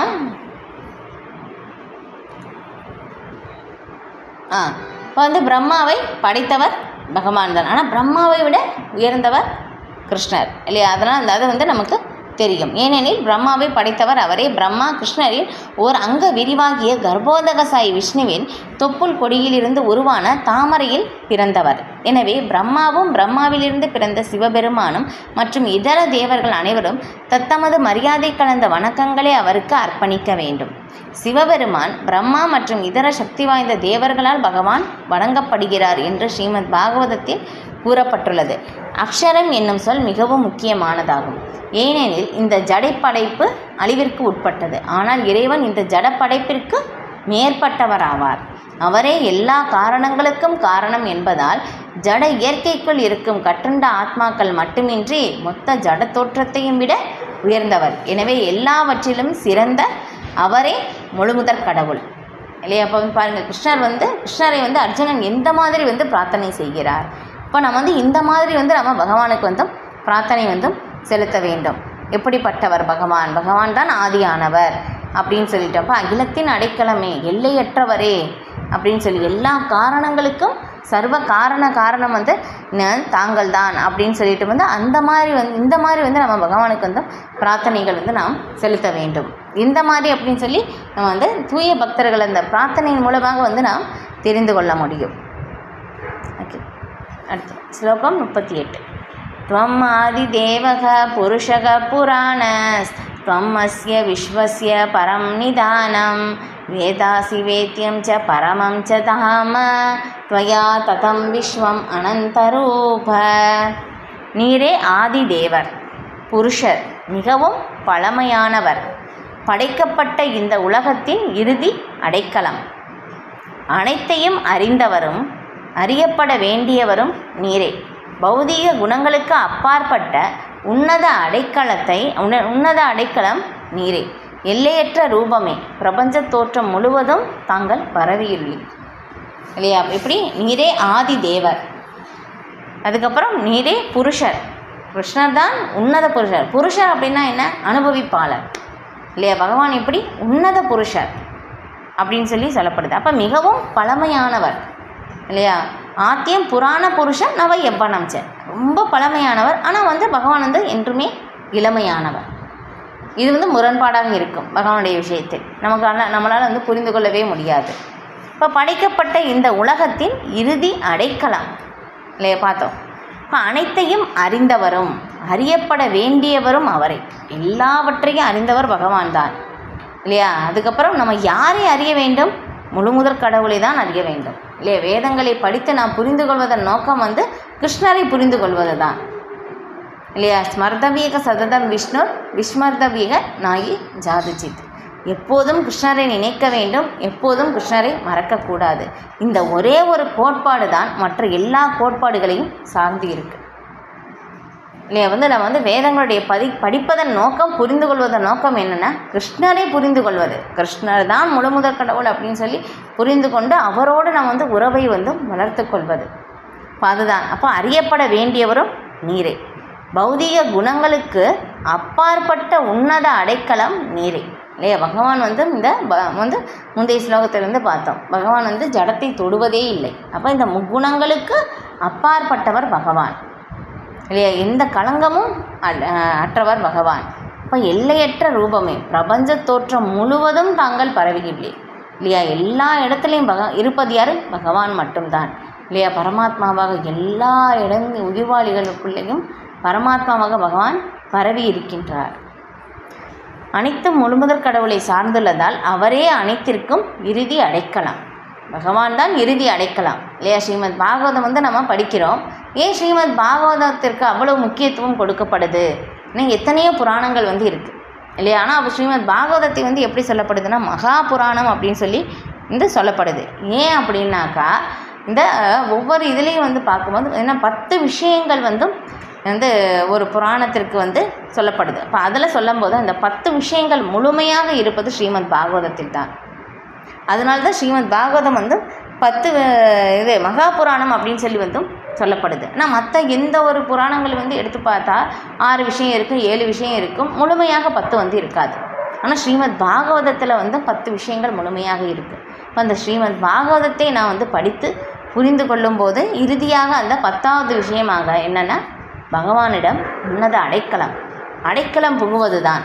ஏன்னா நம்ம வந்து ஒவ்வொரு இதுலேயும் வந்து பார்க்கும்போது நம்முடைய அடைக்கலம் வந்து மாறுகின்றது இல்லையா? முதல்ல வந்து குழந்தையாக இருக்கும்போது பெற்றோருடைய அடைக்கலம், அதுக்கப்புறம் வந்து இல்லையா கொஞ்சம் அடுத்தடுத்து நமக்கு வந்து உறவுகள் வந்து அடைக்கலம் வந்து மாறுகின்றது. ஆனால் வந்து இறுதி அடைக்கலம் யார் அப்படின்னாக்கா பகவான் தான். பகவானிடம் நம்ம வந்து அடைக்கலம் புகுவது. இப்போ அதுக்காக தான் இந்த சாஸ்திரங்கள் எல்லாமே வந்து கொடுக்கப்பட்டிருக்கு. அதான் அனைத்திற்கும் அனைத்து முழுமுதற் கடவுளை சார்ந்துள்ளதால் அவரே அனைத்திற்கும் இறுதி அடைக்கலாம் இல்லையா? எல்லா உயிர்வாளிகளும் பகவானுடைய ஒரு சிறு அம்சம்தான் இல்லையா? நம்ம வந்து அந்த உதாரணம் வந்து நிறைய தடவை வந்து பார்த்துருக்கோம். இந்த எப்படி நெருப்பு பொறி வந்து நெருப்பில் இருந்து நெருப்பு பொறி எத்தனை நெருப்பு பொறி வந்து வெளியே வருது. ஆனால் நெருப்பில் இருந்து அந்த நெருப்பு பொறி இணைந்து இருக்கின்ற வரைக்கும் அந்த தீப்பொறிக்கு வந்து மதிப்பு இருக்குது. ஆனால் அதிலேருந்து வெளியே வந்துருச்சு அப்படின்னாக்கா அது அணைஞ்சு போயிடும், மதிப்பே இல்லை. அதே மாதிரி தான் நாம் வந்து பகவானோடு எல்லாருமே வந்து இணைந்து இருப்பவர்கள். இதுதான் அதான் இங்கே சொல்லப்படுது. அனைத்தும் முழுமுதற் கடவுளை சார்ந்துள்ளதால் அவரே அனைத்திற்கும் இறுதி அடைக்கலாம். நமக்கும் பகவானுக்கு மட்டும்தான் நித்திய உறவு இருக்குது. ஆனால் என்ன ஆச்சுன்னா அதிலிருந்து நாம் விலகி வந்துட்டோம். அதனால தான் நம்ம எந்த ஒரு செயல் செய்தாலும் நமக்கு திருப்தியும் இல்லை, ஆனந்தமும் இல்லை. அதுதான் நம்முடைய நிலை. இப்போ திரும்பி நம்ம அந்த பகவானோடு வந்து நம்ம ஒன்றிணைந்து செயல்படும் போது மட்டும்தான் அந்த நிலையை வந்து நாம் அடைய முடியும். நிதானம் என்றால் பிரம்மஜோதி உட்பட அனைத்துமே புருஷோத்தமரான முழுமுதற் கடவுள் கிருஷ்ணரையே சார்ந்துள்ளன என்று பொருள். இவ்வுலகில் நடப்பவை அனைத்தையும் அறிந்தவர் அவரே இல்லையா? எல்லாமே பகவானுக்கு தெரியும். பகவானுக்கு தெரியாதது எதுவுமே கிடையாது இல்லையா? அவனன்றி ஒரு அணுவும் அசையாது அப்படின்னு சொல்லி நம்ம கேள்விப்பட்டிருக்கோம் இல்லையா? ஆனால் எல்லாமே வந்து பகவானுக்கு தெரியும். இப்போ நம்ம வந்து இப்போ ஒரு வீட்டில் வந்து இங்கே இருக்கோம் அப்படின்னாக்கா நம்ம வந்து கேட்கலாம், வீட்டில் எத்தனை பேர் இருக்கோம்னா நம்ம வந்து எத்தனை மெம்பர்ஸ் இருக்கோமோ அதை தான் சொல்லுவோம். 3 பேர் 4 பேர் 5 பேர் அப்படின்னு சொல்லிட்டு. ஆனால் உண்மையிலேயே வந்து அந்த எண்ணிக்கை மட்டும் கிடையாது இல்லையா? உண்மையிலேயே பார்த்தோம்னா எத்தனை எறும்பு இருக்குது, எத்தனை பல்லி இருக்குது, எத்தனை கரப்பாம்பூச்சி இருக்குது இல்லையா? இதெல்லாம் நம்ம வந்து கவுண்ட் பண்ணுறோமா? நமக்கே தெரியாது. இது எல்லாமே அங்கே இருக்குது இல்லையா? எல்லாமே பகவான் அறிவார். ஒவ்வொரு மூளை முடுக்குகளிலும் வந்து அறிய முடியும் இல்லையா? சின்ன உதாரணம் வந்து மூலமாகவே இந்த இதை வந்து நம்ம புரிந்து கொள்ள முடியும். பாருங்கள், சூரியன் இல்லையே, ஒரே ஒரு சூரியன் தான். ஆனால் வந்து பாருங்கள், சூரியன் புகாத இடம் எங்கேயாவது இருக்கா? எல்லா இடத்துலையும் வந்து சூரியனுடைய வெளிச்சம் வந்து பரவி இருக்குது. இப்போ வந்து சூரியனுடைய வெளிச்சமே வந்து பரவி இருக்கும்போது அப்போ பகவான் வந்து எப்படி ஏன் வந்து எல்லா இடத்துலையும் பரவி இருப்பார் அப்படின்னு சொல்லி அந்த உண்மையை வந்து நம்ம வந்து எப்படி மறக்க முடியும் இல்லையா? அப்போ பகவான் எல்லா இடத்துலையும் பரவி இருக்கிறார். எல்லாமே என்ன இருக்குன்னு சொல்லி தெரிந்து கொள்ள முடியும் இல்லையா? நம்மளை பற்றி வந்து பகவானுக்கு வந்து நல்லாவே தெரியும், நம்மை விட. அதான் வந்து இங்கே சொல்லப்படுது, அனைத்தையும் அறிந்தவர் பகவான் தான். மேலும் அறிவிற்கு ஏதேனும் முடிவு இருந்தால் அவரே அவ்வெல்லாம் அறிவின் இறுதி ஆவார் இல்லையா? எல்லாவற்றுக்கும் இறுதி இலக்கு பகவான் மட்டும்தான் இல்லையா? போய் சேர வேண்டிய இடம் பகவானிடம்தான். எனவே அறிபவரும் அறியப்பட வேண்டியவரும் அவரே. யாரை அறியணும்? யார் அறிபவர்? யார்? எல்லாமே அறிந்தவர் பகவான் தான். நம்ம யாரை அறிய வேண்டும்? பகவான் ஸ்ரீ கிருஷ்ணரை மட்டும்தான் அறிய வேண்டும். எங்கும் பரவி இருப்பதால் அவரே அறிவின் இலக்கு, அவரே ஆன்மீக உலகிற்கான காரணம் என்பதால் அவரே பரமமானவர். தெய்வீக உலகின் தலை சிறந்த நபரும் அவரே இல்லையா? அவரை விட உயர்ந்தது எதுவுமே கிடையாது இல்லையா? நம்ம வந்து பார்க்குறோம் பகவத்கீதையில் எப்படி, என்னை விட உயர்ந்த உண்மை இல்லை அர்ஜுனா இல்லையா? நூலில் எப்படி முத்துக்கள் கோர்க்கப்பட்டு இருக்கிறதோ அந்த மாதிரி எல்லாம் என்னையே சார்ந்துள்ளன இல்லையா? பகவான் ஒரு இடத்துல சொல்கிறாங்க இல்லையா? அதுதான், ஏன்னா நூல் இருப்பது தெரியாது, வெளியே வந்து முத்துக்கள் வந்து அழகாக கோர்க்கப்பட்டு இருப்பது நமக்கு தெரியும், அது அழகாக நிற்கிது. ஏன்? உள்ள நூல் இருக்கிறனால தான் நிற்கிது, ஆனால் நூல் வெளியே தெரியாது. அதே மாதிரி தான் பகவான் இருப்பது நமக்கு தெரியலை, ஆனால் எல்லாவற்றையும் தாங்கி நிற்பவர் பகவான் தான் இல்லையா? பகவான் விட்டுட்டாங்கன்னா எல்லாமே விழுந்துடும். ஆனால் யார் தாங்கி பிடிக்கிறாரோ நமக்கு கண்ணுக்கு தெரியலை. பகவான் தம்மை மறைத்து கொண்டு இருக்கிறார் இல்லையா? யாருக்கு வெளிப்படுத்தணுமோ அவங்களுக்கு மட்டும்தான் பகவான் வந்து வெளிப்படுத்துவார். இன்றைக்கி ஒரு பக்தர் வந்து ஒரு கேள்வி வந்து கேட்டாங்க, பகவானுடைய நாமம், ரூபம், குணங்கள், நிலைகள் எல்லாமே பகவானோடு ஒன்று அப்படின்னு சொல்கிறாங்களே இல்லையா? நம்ம வந்து பகவானுடைய நாமம் ஹரே கிருஷ்ணா அப்படின்னு சொன்னோம்னா அது நாமமும் கிருஷ்ணரும் ஒன்று, நம்ம முன்னாடி பகவான் நிற்கிறார், ஏன் நம்ம கண்களுக்கு தெரியலை இல்லையா? அப்போ அந்த நிலைக்கு நாம் உயர வேண்டும் இல்லையா? பகவானை வந்து நாம் வந்து தெரிந்து கொள்வதற்காக அந்த நிலைக்கு நாம் வந்து உயர வேண்டும். அந்த நிலைக்கு உயராமல் வந்து நாம் வந்து பகவானை வந்து எப்படி பார்க்க முடியும் இல்லையா? கண்டிப்பாக வந்து முடியாது. அதுதான். ஓகே, அடுத்த ஸ்லோகம் 39. வாயுர் யமோ அக்னேர் வருணக சசாங்க பிரஜாபதிஸ்த்வம் பிரபிதாமகஸ்ச நமோ நமஸ்தே அஸ்து சகஸ்ரகிருத்வா புனశ్చ பூயோ அபிநாமோ நமஸ்தே. நீயே வாயு, நீரே யமன், நீரே அக்னி, நீரே வருணன், நீரே சந்திரன், முதல் உயிர்வாளியான பிரம்மாவும் நீரே, அந்த பிதாமகனின் தந்தையும் நீரே. எனவே எனது மரியாதை கலந்த வணக்கங்களை உமக்கு 1000 முறைகள் மீண்டும் மீண்டும் நான் சமர்ப்பிக்கின்றேன் இல்லையா? பகவான் வந்து எப்படி, எல்லாமே நீர்தான், நீங்கள் தான் எல்லாவற்றுமாக விரும்பி இருக்கிறீர் இல்லையா? அப்போ வந்து எல்லா இடத்துலையும் பார்க்க முடியுது. இதே வந்து குருஷேத்திர போர்க்களத்தில் நான் வந்து மகாபாரதம் வந்து படிக்கலை, நான் மூத்த பக்தர்கிட்ட வந்து கேட்டிருக்கேன். இப்போ அதில் கேட்கும்போது எப்படியாமா, இந்த குருஷேத்திர போரில் இது எல்லாருமே இருக்கும்போது ஒரே ஒருத்தர் மட்டும்தான் வந்து பார்த்துட்ருக்காங்களாமா. அந்த ஒரு தலை மட்டும்தான் அவங்களுக்கு இருக்காமா, அந்த தலை தான் வந்து அந்த குருஷேத்திர போர்க்களத்தை வந்து முழுக்க வந்து பார்த்து கொண்டிருந்தது, ஆரம்பத்துலேருந்து முடிவு வரைக்கும். அப்போ அந்த மாதிரி வந்து பார்க்கும்போது அவர்கிட்ட வந்து கேட்கும்போதும் நீங்கள் வந்து என்ன பார்த்தீங்க அப்படின்னு சொல்லி அவங்கக்கிட்ட கேட்கும்போது பதில் வந்து சொல்கிறாங்க. மகாபாரதத்தில் கடைசியில் வந்து இறுதி பகுதியாக வருதாமா இது. இப்போ அந்த மாதிரி வரும்போது அப்போ அவங்ககிட்ட அவங்க சொல்கிறாங்களாம்மா, நான் ஒன்று தான் பார்த்தேன், இந்த தலையில் மயிலிறகு இருக்கு இல்லையா, அதை வைத்திருப்பவர் தான் எல்லா இடத்துலையும் சுற்றி வந்தது பார்த்தேன், வேறு எதுவுமே நான் பார்க்கலை. பாருங்களேன், அதான் வந்து சொல்லப்படுது. ஏன்னா பகவான் மட்டும்தான் எல்லாவற்றையும் செய்கிறார். நாம் வந்து என்ன பண்ணுறோன்னா மேலோட்டமாக தான் பார்க்குறோம், மேலோட்டமாக நடக்கிறது தான் தெரியுது. ஏன்னா நம்ம வந்து செய்கின்ற ஒவ்வொரு செயலுக்கு வந்து 2 காரணம் வந்து இருக்குது. ஒன்று உடனடி காரணம், நேரடியாக நம்ம பார்ப்பது. இன்னொன்று வந்து மறைமுக காரணம் வந்து இருக்குது இல்லையா? இப்போ வந்து உதாரணம் எப்படின்னா, இப்போ வந்து நம்ம வந்து ஒரு இடத்துல வந்து நடந்து போயிட்டுருக்கும்போது நமக்கே தெரியாமல் கால் தடுக்க ஐயோ பயங்கரமாக வலிக்குது இல்லையா? ஐயோ நம்ம என்ன நினைக்கிறோம், நம்ம என்ன சொல்லுவோம், இந்த கல் வந்து நான் வந்து கல் தடுக்கிறதுனால தான் என்னுடைய காலில் வலி ஏற்பட்டுருச்சு அப்படின்னு சொல்லி நினைக்கிறோம். இது வந்து ஒரு உடனடி நேரடி காரணம், நம்ம வெளிப்படையாக பார்ப்பது. ஆனால் உண்மையிலே என்ன அப்படின்னாக்கா நம்முடைய கர்மவினை, நான் வந்து சின்னதாக ஏதோ ஒரு யாருக்கோ வந்து காயம் வந்து கொடுத்துருக்கோம்.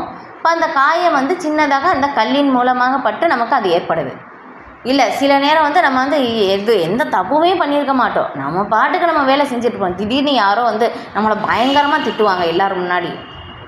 இல்லையா, நம்ம என்ன நினைப்போம், நம்மளுடைய மைண்டே மூட் அவுட் ஆயிடும். இல்லையா, காலையில் நம்ம என்ன சொல்லுவோம், காலையிலே யாருன்னே தெரியாது, நான் எங்கள் வீட்டுக்கு வந்து என்னை வந்து கண்ட திண்டமாக வந்து திட்டாங்க, இந்த மாதிரி வந்து திட்டுனால என்னுடைய மூடே அவுட் ஆயிடுச்சு அப்படின்னு சொல்லி அவங்களே வந்து நம்ம குறை சொல்லுவோம். ஆனால் வந்து உண்மையிலே என்னென்னா, நாம் வந்து திட்டு வாங்கணும் அப்படின்னு சொல்லி நமக்கு கர்ம வினையில் வந்து சொல்லப்பட்டிருக்கு. அவங்க திட்டலைன்னா நம்ம வேறு எங்கேயாவது இருந்தாலும் அங்கேருந்து திட்டு வாங்கியிருப்போம். இதுதான் நம்முடைய உண்மையான. ஆனால் நம்ம வந்து என்ன பண்ணுவோம்னா, நேரடி காரணம் தான் பார்ப்போம். அந்த நபரை தான் வந்து நம்ம சொல்கின்றோம். அந்த நபர் வந்து காரணமே இல்லை. இது தூய பக்தர்கள் புரிந்ததுனால வந்து யார் என்ன திட்டுனாலும் என்ன சொன்னாலும் வந்து அவங்க எதுலேயுமே வந்து கவனம் செலுத்த மாட்டாங்க. அவங்க எப்படி புரிஞ்சுக்குவாங்கன்னா, பகவானுடைய கருணையால் வந்து எனக்கு உயர்ந்ததாக வர்ற துன்பம் வந்து சிறியதாக முடிந்தது அப்படின்னு சொல்லி அவங்க நினச்சி நான் செய்த கர்ம வினை அப்படின்னு சொல்லி அமைதியாக இருந்துருவாங்க. ஏன்னா நாம் என்ன பண்ணுவோம்னா, அதை வந்து பெருசாக்கி அவங்க 1 திட்ட நாம் 10 திட்ட, இல்லையா, இந்த பிரச்சனையை வந்து சின்ன பிரச்சனை பெருசாக்கிடுவோம். இதுதான் நம்முடைய நிலை. ஆனால் தூய பக்தர்கள் வந்து எல்லா நிலையிலும் அமைதியாக வந்து இருப்பாங்க. இதே வந்து ஒரு ஸ்ரீமத் பாகவதத்தில் வந்து வரும். இப்போ அந்த பக்தர் வந்து என்னென்னா, அவனுடைய பேர் வந்து ஞாபகம் வரல, அவங்க வந்து இந்த மாதிரி தியானம் வந்து செஞ்சிட்ருக்காங்க. இந்த மாதிரி தியானம் வந்து செஞ்சுக்கிட்டே இருக்கும்போதும் இப்போ அந்த இடத்துல வந்து ஒரு சக்தி வாய்ந்த ஒரு முனிவர் வந்து வர்றாங்க. இப்போ அந்த முனிவர் வந்து அவங்க முன்னாடி வந்து நிற்கும் போதும் அவங்க வந்து வணக்கம் வந்து செலுத்தும் போது ஆனால் அந்த பக்தர் வந்து எப்படி, அவர் அரசர் வந்து எனக்கு இந்த பௌதிகமாக எல்லாமே இருந்தும் வந்து ஆனந்தம் இல்லை அப்படின்னு சொல்லி எல்லாத்தையும் துறக்கணும்னு சொல்லி தான் காட்டுக்கு வந்து தவம் செய்கிறாங்க. ஆனால் அந்த மாதிரி அவங்க தவம் செய்து எப்படி சமாதி நிலைக்கு போயிட்டாங்க. இந்த பௌதிகமான அந்த வெளி உணர்வே அவங்களுக்கு கிடையாது. அதனால் அந்த நிலையிலிருந்து இருக்கிறனால வெளியே முன்னாடி யார் நிற்கிறது எதுவுமே அவங்களுக்கு கேட்காது. அந்த மாதிரி ஒரு நிலையில் இருந்து இப்போ அந்த முனிவர் வந்து சொன்னது வந்து அவங்களுக்கு வணக்கம் செலுத்தினது மரியாதை செலுத்தலை அப்படின்னு சொல்லி அந்த முனிவர் வந்து நினச்சி, ஓ நீ வந்து இப்போ அரசராக முதல்ல இருந்தோ இப்போ நீ வந்து தவம் செய்து உயர்ந்த நிலை அடைஞ்சதுனால நான் வந்து இன்னும் வந்து உனக்கு தெரியாமல் வந்து நீ வந்து என்னை வந்து அவமதிக்கிறாயா, நீ வந்து எதுவுமே நான் வந்து இன்னும் எதுவுமே தெரியாமல் நிற்கிறனால வந்து யானையாக பிறப்பாய் அப்படின்னு சொல்லி சாபம் கொடுக்குறாங்க. அந்த சாபம் கேட்ட பிறகு தான் சமாதி நிலையிலேருந்து வெளியே வந்து அவர் வந்து பார்க்குறாங்க. அந்த பக்தர் பார்த்துட்டு அவங்க நினைக்கிறாங்க, நான் வந்து என்ன தப்பு செய்தேன், இல்லையா, அவங்க எதுவுமே தெரியாது, அவங்க சமாதி நிலையில் இருந்து அவங்க பகவானை வந்து தியானம் செஞ்சிட்ருக்காங்க, பகவானுடைய அழகை வந்து தனக்குள்ளே இருந்து அழகை வந்து ரசிச்சிட்ருக்காங்க. இது ஒரு தப்பா, இல்லையா, என்ன அவர் வந்து தப்பு செய்தார். அப்போ வந்து அவங்க யோசிக்கிறாங்க, எதுவுமே சொல்லலை பாருங்கள் இது. ஆனால் அவங்க பகவானை நோக்கி தான் தவம் செய்திருக்கிறார், அவர் மேலே எந்த தப்பும் இல்லை. ஆனால் அந்த முனிவர் வந்து இந்த மாதிரி சொன்ன உடனே வந்து அவங்க யோசிக்கிறாங்க, முனிவர் சாதாரண ஒரு நபர் வந்து கிடையாது, ஆனால் அவங்க வந்து எனக்கு இந்த மாதிரி சாபம் கொடுத்தது எதனால், இந்த காரணம். கொஞ்ச நேரம் அவங்க வந்து அமைதியாக இருந்து யோசிக்கிறார். நாம் என்ன பண்ணுவோம்னா, யோசிக்க கூட நேரத்தை வந்து ஒதுக்க மாட்டோம், இல்லையா, அவங்க பேசி வாயை மூடுறதுக்குள்ள நம்ம பேசிடுவோம். இதுதான் நமக்கு தூய பக்தர்களும் உள்ள வித்தியாசம். இப்போ வந்து அவங்க வந்து இந்த மாதிரி வந்து யோசிக்கிறாங்க, எதனால் எனக்கு இந்த ஒரு சாபம் கிடைத்தது, ஓகே நான் வந்து முற்பிறவில் ஏதோ ஒரு தவறு செய்திருக்கிறேன், அதனால தான் யானையாக பிறக்க எனக்கு ஒரு சாபம் வந்து கிடைத்தது, நான் ஏற்றுக்கொள்கிறேன் அப்படின்னு சொல்லி அமைதியாக இருந்த உடனே அதுக்கப்புறம் தான் அந்த முனிவர் வந்து புரிந்து கொள்கிறார். அகஸ்திய முனிவர், கரெக்ட். இப்போ அந்த முனிவர் வந்து சொல்கிறாங்க, நீ உண்மையிலேயே தூய பக்தர் தான், இல்லையா, என்ன சலனம் அடையலை. நாம் என்ன பண்ணுவோம்னா, யாராவது நின்று யானையாக சவிச்சோம்னா நாம் என்னென்னு சொல்லுவோம், திருப்பி உங்கள் குடும்பம் ஃபுல்லாக யானையாக போகட்டும் அப்படின்னு சொல்லி நாம் திரும்பி சாபம் கொடுப்போம், இல்லையா. அப்போ அந்த மாதிரி நம்முடைய நிலை. இப்போ அவங்க அந்த மாதிரி சொன்ன உடனே நீ உண்மையிலேயே தூய பக்தர் தான், ஏன்னா எந்த சலனமும் அடையலையே, ஏற்றுக்கொள்ள தயாரானா நீ எந்த நிலை கொடுத்தாலும் அப்படின்னு சொல்லிட்டு. அப்போ வந்து அகஸ்திய முனிவருக்கே வந்து மனம் இலகி என்ன சொல்கிறாங்கன்னா, நீ யானையாக பிறந்தாலும் இறுதியில் பகவானால் வந்து காப்பாற்றப்படுவாய், பகவானுடைய தரிசனம் உனக்கு கிடைக்கும் அப்படின்னு சொல்லி ஆசீர்வாதம் கொடுக்குறாங்க. இதுதான் என்ன, ஒரு பிரச்சனை வரும்போது நம்ம அமைதியாக இருந்துட்டோம்னா சாபம் கூட வரமாக மாறும். இது நம்ம கேட்குறதுக்கு நல்லாயிருக்கும், இல்லையா, நம்ம சொல்கிறதுக்கும் நல்லாயிருக்கும், ஆனால் நம்ம அப்ளை பண்ணுறதுக்கு நமக்கு ரொம்ப ரொம்ப கடினம், இல்லையா. அந்த ஒரு நேரத்தில் அந்த வார்த்தை வந்து வாயில் வரும்போது நம்ம கண்ட்ரோல் பண்ணணும். அது நம்ம கட்டுப்படுத்த பழகிட்டோம் அப்படின்னாக்கா நம்ம ஆன்மீகத்தில் நாம தான் மிக உயர்ந்த நிலை. ஆனால் அந்த நிலை வந்து வரணுமே, இல்லையா. அதான் வந்து சொல்லப்படுது. மாம் சயோகி விசாரேன பக்தி யோகேன சேவத்தை சகுணான் சமதீதி தான் பிரம்மபூயாய கல்பத்தி அப்படின்னு சொல்லி, ஒருவன் எச்சூழ்நிலையிலும் தவறாமல் பகவானுடைய பக்தி தொண்டு சேவை நாம் செய்து வந்தால் அவன் உடனடியாக முக்குணங்களை கிடைக்கிறான் இல்லையா. மிக உயர்ந்தது, ரொம்ப ஹெவியான ஸ்லோகா பகவத்கீதையிலேயே இது. இப்போ அது வந்து ரொம்ப கடினம் இல்லை, எல்லா சூழ்நிலைகளும். ஏன்னா நம்ம நல்லா வந்து எல்லாருமே நல்லா பேசுகிறாங்க, நல்லா புகழ்கிறாங்க, எல்லாமே செய்யும்போதும் நம்ம ஹரே கிருஷ்ணா வந்து நம்ம நல்லா சொல்லுவோம், எல்லாமே பண்ணலாம். ஆனால் யாராவது நம்மளே வந்து ரொம்ப வந்து ஒரு மனக்குறைவாக, கொஞ்சம் என்ன சொல்கிறது, மரியாதை குறைவாக பேசிட்டாங்க இல்லையா, ரொம்ப மன வருத்தமாக பேசிட்டாங்க, ரொம்ப அவமானப்படுத்துகிற மாதிரி பேசிட்டாங்க, ஏன்னா நமக்கு ரொம்ப பழகின நபர், அவங்க முன்னாடி வந்து இவங்க ரொம்ப இதாக பேசிட்டாங்களே அப்படின்னு சொல்லி நமக்கு அந்த மாதிரி ஒரு நிலை வரும்போது என்ன பண்ணுவோம், நம்ம வந்து பக்தியை விட்டுருவோம். இதுதான். ஆனால் ஒருவன் எச்சூழ்நிலையும் தவறாமல், ஏன்னா நம்ம வந்து ஜீவாத்மா தான் இல்லையா, ஆத்மா தான் அப்படின்னு சொல்லி எல்லா சூழ்நிலையும் நம்ம வந்து ஆத்ம தளத்திலிருந்து செயல்படுவதில்லை இல்லையா. முக்கால்வாசி நம்ம செயல்படுவது எல்லாமே வந்து நான் இந்த உடல் இல்லை, இந்த உடல் சார்ந்தது என்னுடையது, என்னுடைய மானம் அவமானம், இந்த வெற்றி தோல்வி எல்லாம் என்னை சார்ந்தது. இதிலிருந்து ஏதாவது ஒரு வந்து விலகி வந்து நான் சென்றேன் அப்படின்னாக்கா என்னால் அது வந்து தாங்கிக் கொள்ள முடியாது இல்லையா. இது எல்லாம் இதனால தான் நம்ம பாதிக்கப்படுறோம். இந்த இருமைகளால் தான் பாதிக்கப்பட்டு நம்ம திரும்ப திரும்ப திரும்ப இந்த பௌதிக உலகத்திற்கு வந்து வருகின்றோம். ஓகே, நம்ம வந்து எதையோ பார்த்தா டாபிக் எங்கேயோ போயிட்டோம். சரி, இப்போ வந்து எல்லாருக்குமே வந்து பகவான் வந்து இது 1000 முறைகள் வந்து சமர்ப்பிக்கிறார் பகவான். ஓகே, இங்கும் நிறைந்த காற்று எல்லா தேவர்களையும் விட மிக முக்கியமான பிரதிநிதி என்பதால் இறைவன் இங்கு வாயு என்று அழைக்கப்படுகிறார். மேலும் கிருஷ்ணரை அர்ஜுனன் பிதாமகனின் தந்தை என்றும் அழைக்கிறான். ஏனெனில் அவரே பிரபஞ்சத்தின் முதல் உயிர்வாளியான பிரம்மாவின் தந்தையாவார் அப்படின்னு சொல்லிட்டோம். ஓகே, அப்போ ஸ்லோகம் 40. நமக புரஸ்தாத பிருஷ்டதஸ்தே நமோ அஸ்து தே சர்வத ஏவ சர்வ அனந்த வீர்யாமித விக்ரமஸ்துவம் சர்வம் சவாப்னோதி ததோஷி சர்வ. முன்னிருந்தும் பின்னிருந்தும் எல்லா திக்குகளிலிருந்தும் உமக்கு வணக்கங்கள். எல்லையற்ற சக்தியே, எல்லையற்ற வலிமையின் இறைவன் நீரே. தாங்கள் எங்கும் பரவி இருப்பதால் நீரே எல்லாம் இல்லையா. பகவான் வந்து எல்லையற்றவராக இருக்கிறார், நாம் எப்படி எல்லைக்கு உட்பட்டவராக இருக்கின்றோம் இல்லையா. ஒரு எல்லையை தாண்டி நமக்கு வந்து போக முடியாது. ஆனால் பகவான் எப்படி எல்லையற்றவராக இருக்கிறார், எங்கும் பரவி இருக்கிறார், எல்லா இடத்துலையும் இருப்பது பகவான் மட்டும்தான் அப்படின்னு சொல்லிட்டு அப்போ வந்து அவங்களுக்கு வந்து வணக்கத்தை வந்து அர்ஜுனன் செலுத்துகிறார். தமது நண்பரான கிருஷ்ணரின் மீதான அன்பு பரவசத்தினால் அர்ஜுனன் அவருக்கு எல்லா திக்குகளிலிருந்தும் வணக்கம் செலுத்துகிறான். எல்லா சக்திகள் மற்றும் வலிமைகளுக்கு எஜமானரும் போர்க்களத்தில் கூடியிருந்த எல்லா மாவீரர்களை விட உயர்ந்தவராகவும் கிருஷ்ணரை அவர் ஏற்றுக்கொள்கிறான். விஷ்ணு புராணத்தில் கூறப்பட்டுள்ளது 1.9.69 யோ அயம் தவாகதோ தேவ சமீபம் தேவதாகனக சத்வம் ஏவ ஜகஸ்ருஷ்டா எதக சர்வகதோ பவான். புருஷோத்தமரான முழுமுதற் கடவுளே, தங்களுக்கு முன் வருபவர் யாராக இருந்தாலும் தேவராக இருந்தாலும் அவர் தங்களால் படைக்கப்பட்டவரே இல்லையா. எல்லாருமே பகவானால் தான் படைக்கப்பட்டவர். பிரம்மாவே பகவானுடைய நாபிகமலத்திலிருந்தால் பிறந்தவர். பிரம்மா தான் எல்லாரையும் படைக்கின்றார். சிவபெருமான் கூட சிவபெருமானை கூட பிரம்மதேவர் தான் படைக்கின்றார் இல்லையா. பகவானுடைய பிரம்மதேவருடைய உடலிலிருந்து முகங்களிலிருந்தும் எல்லாரையும் வந்து படைப்பு வந்து ஏற்படுது. இதை வந்து ஸ்ரீமத் பாகவதத்தில் வந்து ரொம்ப வந்து விளக்கமாக வந்து கொடுக்கப்பட்டிருக்கு.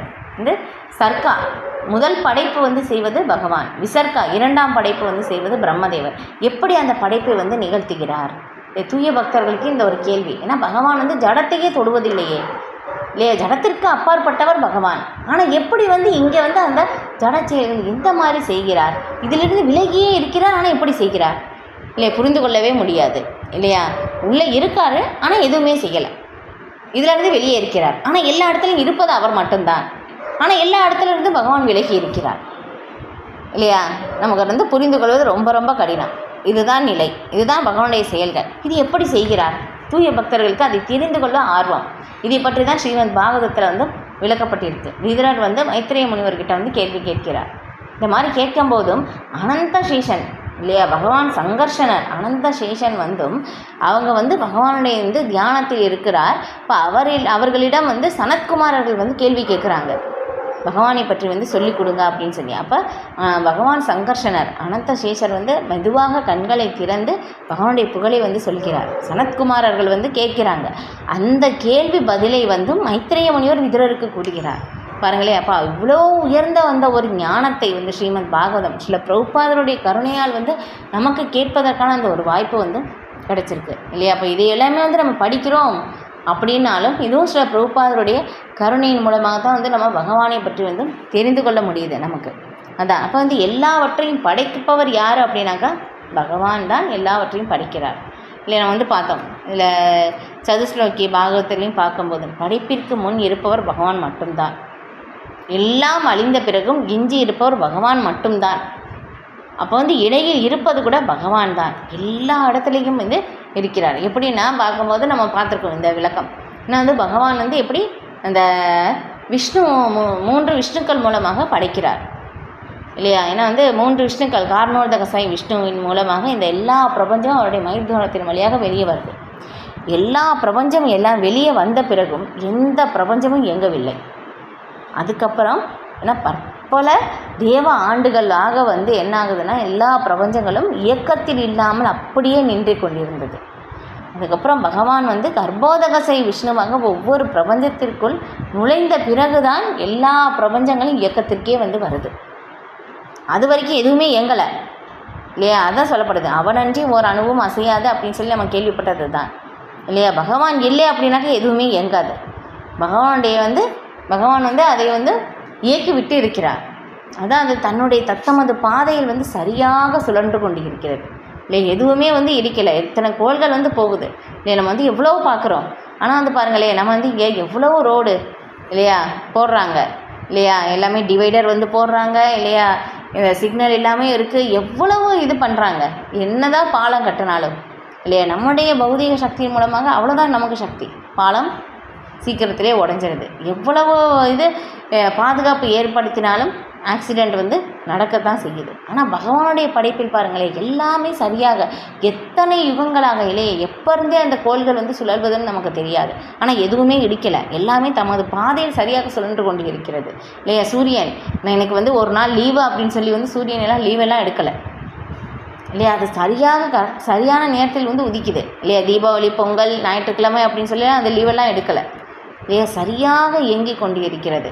இது நமக்கு புரியாது இல்லையா? நாம் என்ன பண்ணுறோம், அதெல்லாம் கண்டுக்கிறது இல்லை. ஓகே, சூரியன் உதிர்ச்சி காலையில், ஒரு நாள் சூரியன் உதிக்கலைன்னா இரவு எது பகல் எதுன்னு தெரியவே தெரியாது. நேரத்தை நம்ம கண்ணு